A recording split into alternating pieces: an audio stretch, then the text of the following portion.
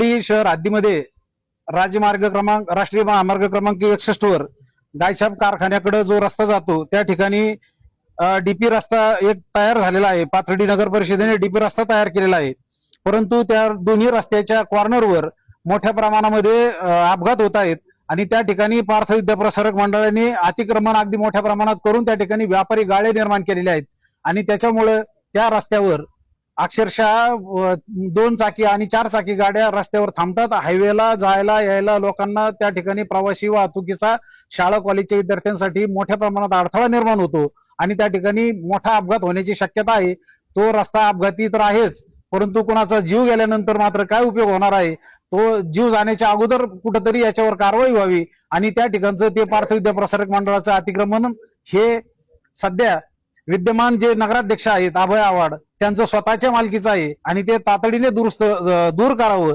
म्हणून त्याच्यासाठी माननीय उपविभागीय अधिकारी यांना आज निवेदन देण्यात आलेलं आहे। येत्या 15 दिवसात त्याच्यावर जर कुठल्याही प्रकारची कारवाई झाली नाही किंवा ते अतिक्रमण जर दूर केलं नाही तर प्रांताधिकारी साहेबांच्या कार्यालयासमोर मी माझ्या कायदेशीर बाबीसाठी किंवा बाकीच्या ज्ञात माझ्या ज्या कोणत्या गोष्टी असतील की जे उपोषण असेल आंदोलन असेल ते करण्याचा मी प्रयत्न करणार आहे आणि त्यांच्या दारामध्ये जाऊन मी बसणार आहे। माहिती, विश्लेषण, सत्य पाहत रहा न्यूज अहिल्यानगर 24 तास।